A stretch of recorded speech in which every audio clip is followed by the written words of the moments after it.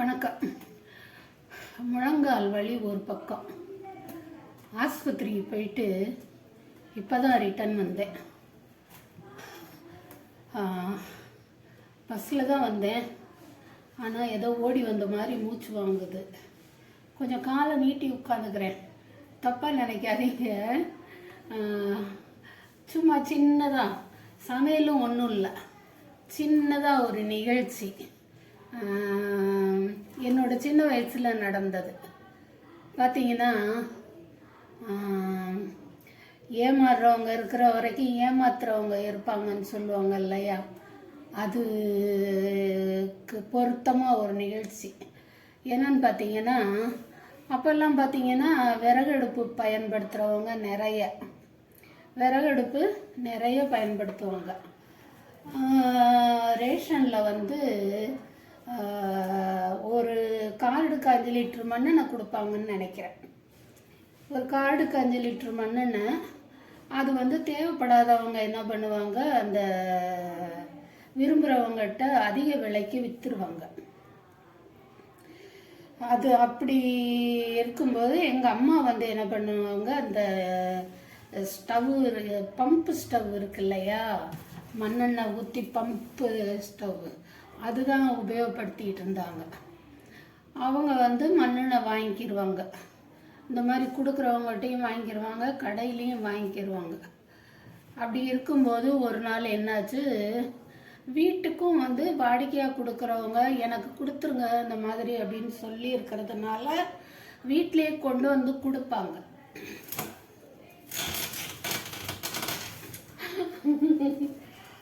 பிடிச்சிக்கிருச்சு. அப்போது பார்த்தீங்கன்னா கொஞ்சம் எந்திரிச்சு ரிலாக்ஸ் பண்ணிடுறேன். பிடிச்சிக்கிட்டா மறுபடியும் அப்படியே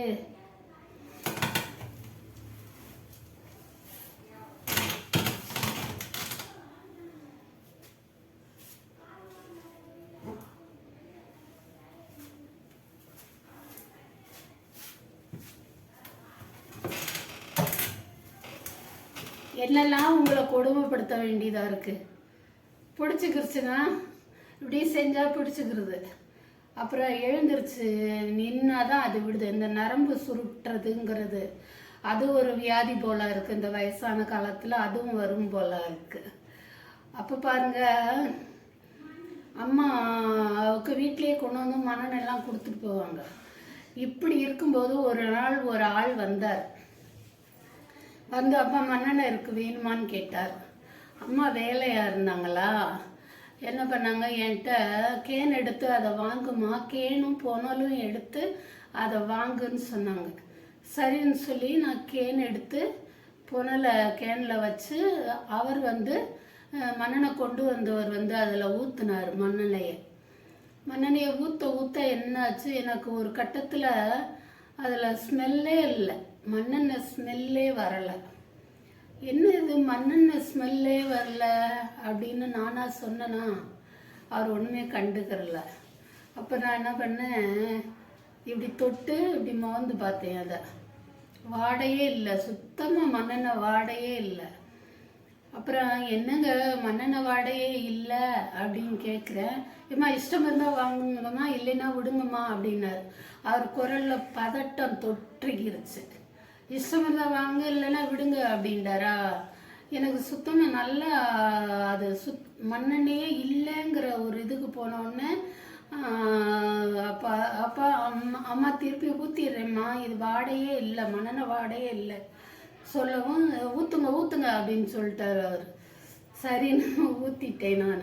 அவர் வெளியேறி போயிட்டார். இது வரைக்கும் வராதவர் அவர் வெளியேறி போயிட்டாரு. நானும் அம்மாவும் பேசிகிட்டு இருக்கோம். அம்மா இது மண்ணெண்ணெய் இல்லைம்மா, தண்ணி மாதிரி இருக்குது, அவர் இப்படி கொண்டாந்து ஏமாத்துறாரு அப்படின்னு. அது யாருன்னு தெரியல, புதுசாக வந்தா, இனிமேல் புதுசாக வர்றவங்கள உள்ளே விடக்கூடாது அப்படின்னாங்க அம்மா. அப்புறம் வந்து கொஞ்ச நேரத்தில் கீழே இருந்து குய்யோ முய்யோன்னு சவுண்டு கேட்டுச்சு. என்னன்னு பார்த்தா கீழ் வீட்டுக்காரங்க பேசிகிட்டு இருக்கிறாங்க. நாங்கள் மாடியில் இருந்தோம். இவர் மாடியிலேருந்து போகிற போக்கில் என்ன பண்ணிட்டார், கீழ் வீட்டுக்காரங்கிட்ட மண்ணெண்ணெய் வேணுமான்னு கேட்டிருக்காரு. அப்போ அந்த மாதிரி டிமாண்ட் எல்லாரும் இந்த விறகடுப்பு எரிக்காதவங்க இப்படி கொடுக்குறவங்கள்ட்ட வாங்குவாங்க.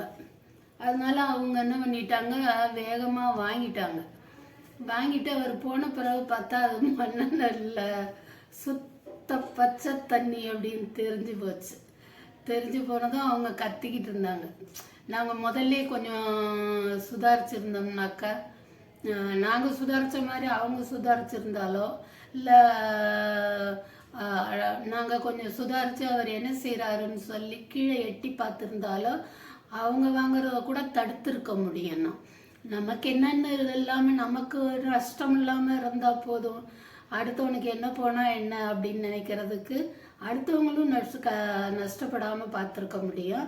அதை கவனிக்காமல் விட்டதுனால அவர் நல்ல தண்ணியை பிடிச்சி ஒரு குடம் தண்ணி 5 பைசாவோ என்னவோ அப்போ டேங்கில் விடுவாங்க.